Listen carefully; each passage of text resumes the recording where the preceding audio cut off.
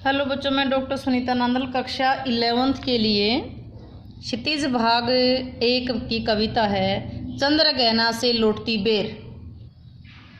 इसके कवि हैं केदारनाथ अग्रवाल। प्रश्न देखिए, इस विजन में, ये कविता की पंक्ति आई है, इस विजन में दूर व्यापारिक नगर से प्रेम की प्रिय भूमि उपजाऊ अधिक है। कविता की पंक्ति है, इस विजन में दूर व्यापारिक नगर से प्रेम की प्रिय भूमि उपजाऊ अधिक है। इन पंक्तियों में नगरीय संस्कृति के प्रति कवि का क्या आक्रोश है? आक्रोश होता है गुस्सा, क्या क्रोध है और क्यों? इस विजन में, इस निर्जन स्थान में दूर व्यापारिक नगर से प्रेम की प्रिय भूमि उपजाऊ अधिक है। इन पंक्तियों में नगरीय संस्कृति के प्रति कवि का क्या आक्रोश है और क्यों? इन पंक्तियों में नगरीय संस्कृति के प्रति कवि का आक्रोश व्यक्त हुआ क्योंकि वहाँ के अत्यधिक व्यस्त और प्रतियोगितापूर्ण, प्रतियोगिता का मतलब वहाँ ज़्यादा कंपटीशन है, मुकाबला है, और भौतिकतावादिता से युक्त, भौतिकवादिता से युक्त जीवन में प्रेम जैसी कोमल और प्राकृतिक भावनाओं के लिए कोई जगह नहीं है। जो नगर का जीवन है उसमें लोग इतने व्यस्त हैं, इतने दिखावे से युक्त हो चुके हैं कि वहाँ प्रेम जैसी कोमल और प्राकृतिक भावनाओं की कोई जगह नहीं है।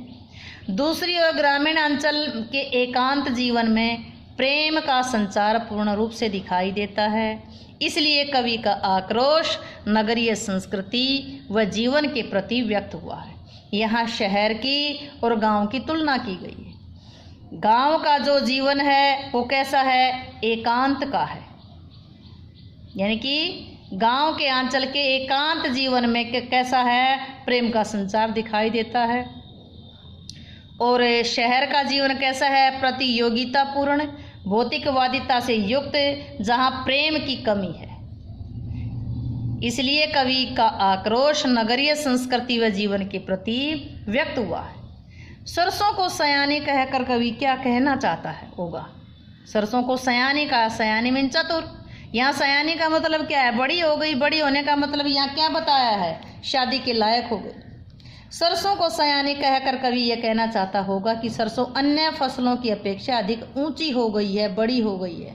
सयानी शब्द का यह अर्थ और भी निकलता है कि वो शादी के योग्य हो गई है, विवाह के योग्य हो गई। सयानी कहना क्यों चाहता है कि बाकी फसलें छोटी है, भाई चना है, गेहूँ है, जौ है, उनसे ऊंची होती है किसकी फसल? सरसों की। तो वो सबसे ऊंची हो गई है, अर्थात दूसरा अर्थ क्या है इसका? वो सयानी हो गई है, शादी के लायक हो गई। नेक्स्ट देखिएगा, अलसी के मनोभावों का वर्णन कीजिए। अलसी चने के पौधे के बिल्कुल पास अड़ करके खड़ी हुई है, उनसे दूर नहीं होती, इसलिए उसके हठीली होने के भाव को व्यक्त किया गया है। दूसरी ओर उसने अपने आप को नीले फूलों से सजाया हुआ है, और वो अलसी क्या कहते कि जो मुझे स्पर्श करेगा, जो मुझे छुएगा, मैं उसे अपना हृदय दान कर दूंगी, अर्थात उसी से प्यार करूंगी।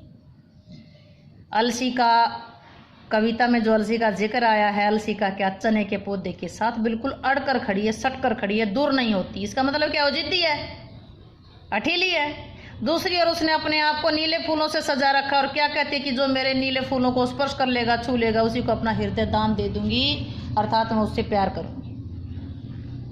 अलसी के लिए अठीली विशेषण का प्रयोग क्यों किया गया है? वही क्वेश्चन उस देखिएगा। अलसी चने के पौधे के बिल्कुल पास उगी हुई है, उसके आसपास चारों ओर चने के पौधे हैं, फिर भी वो अपने स्थान को छोड़ने के लिए तैयार नहीं। भाई चारों तरफ चने के पौधे हैं तो बीच में अलसी है, उस पौधे के साथ अड़कर खड़ी है। चारों तरफ पौधे हैं चने के, लेकिन बीच में वो, और फिर भी उस जगह को छोड़ने को तैयार नहीं, इसलिए उसके लिए अठीली विशेषण का प्रयोग किया है। अगला देखिएगा, चांदी का बड़ा सा गोल खंभा, सा से सी उपमा अलंकार में कवि की किस सूक्ष्म कल्पना का आभास मिलता है? चांदी का बड़ा सा गोल खंभा, किसकी कल्पना की है? कवि ने तालाब के पानी में चमकते हुए सूर्य के प्रतिबिंब को देखकर चांदी में, पानी में चांदी का बड़ा सा गोल खंभा की सूक्ष्म सजीव कल्पना की है। तालाब के पानी में जब सूर्य की परछाई पड़ती है, प्रतिबिंब पड़ता है, तो उसको लंबा दिखाई देता है। कैसा? जैसे चांदी का गोल खंभा दिखाई दे रहा था। तालाब के पानी में चमकते सूर्य का प्रतिबिंब ऐसे दिखाई दे रहा था जैसे चांदी का बड़ा सा गोल खंभा हो। कवि ने चांदी का बड़ा सा गोल खंभा की सूक्ष्म सजीव कल्पना की है। कविता के आधार पर हरे चने का सौंदर्य अपने शब्दों में चित्रित कीजिए।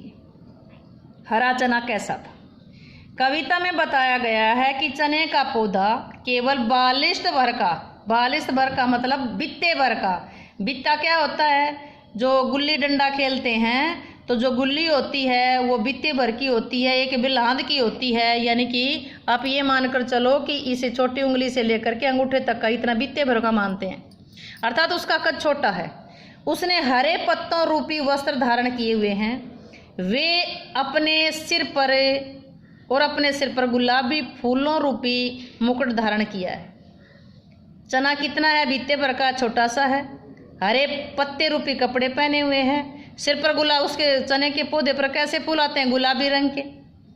और अलसी के कैसे थे? नीले रंग के।